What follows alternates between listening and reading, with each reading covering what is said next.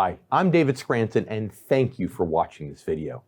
You know, inflation continues to be a major concern for both consumers and investors as we enter the new year.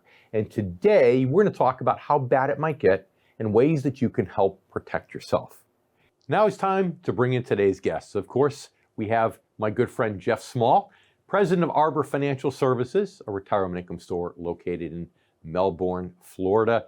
And his claim to fame is he caught 4 swordfish this weekend. Isn't that true, Jeff? That is very true, Dave. Next time you're coming with us. I love it. I love it. But we also have one of my and Jeff's favorite special guests, and that's Steve Forbes, editor-in-chief of Forbes magazine. Steve, thanks so much for being back with us here on The Income Generation. Thank you for having me. Thank you.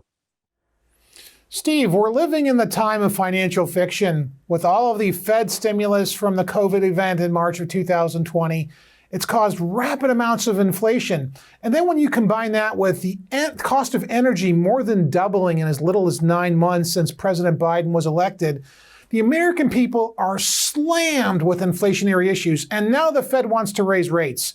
Give us your take. Well, what we have here is what happens when the government gets involved in the economy, trying to help us and end up hurting us. It was one thing to provide people money, insurance money, disaster relief after COVID hit in early 2020. But they continued those policies of printing a lot of money well past when the worst was over for the economy going into 2021. As you know, President Biden has passed 2 bills totaling over $3 trillion. One so-called infrastructure bill, which only provided $100 billion for what we consider infrastructure, like roads and bridges and the like. And so you print all that money, plus you don't turn on the economy like a light switch. They didn't realize, government officials didn't realize, Jeff, that the economy each day involves literally around the world hundreds of millions of buy and sell decisions. So you have these intricate, widespread supply chains.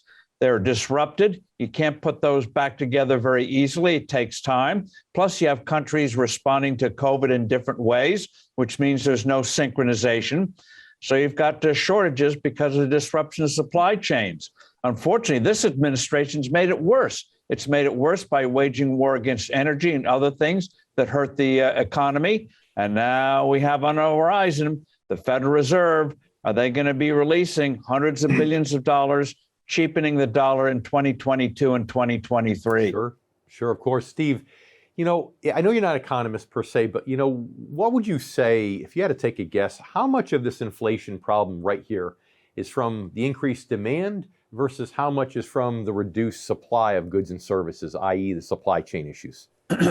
Well, it's both. You have a lot of cash in the economy overall, both for corporations and for individuals overall. And with these supply chain disruptions, you have less supply. So more cash, less supply. Guess what happens? Prices go up. And these things would cure themselves if the government would let it. But this administration just seems to want to make the situation worse, not better, all in the name of helping us. Not.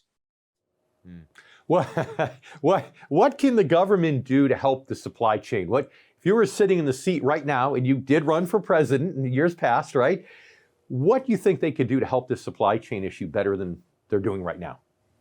Well, for one thing, stop waging war against energy. Don't stop putting in regulations, going after scapegoating, trying to scapegoat meat processors and the like in the energy industry. Back off from that. And stop putting in new regulations, which is going to be hurting the formation of new businesses, small new businesses.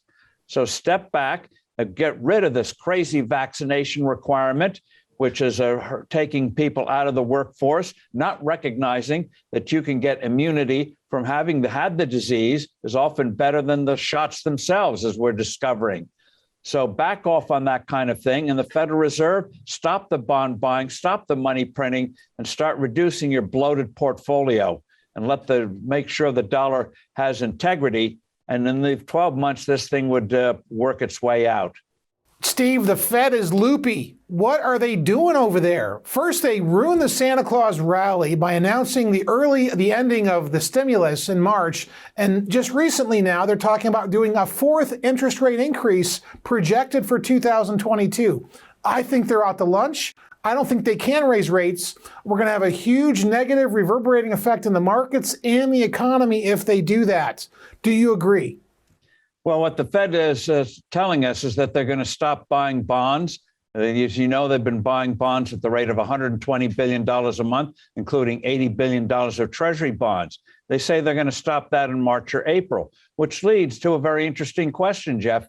Who is going to buy the government debt? As you know, the government has a deficit of about $1.5 to $2 trillion a year. About half of that, more than that, has been bought by the Federal Reserve.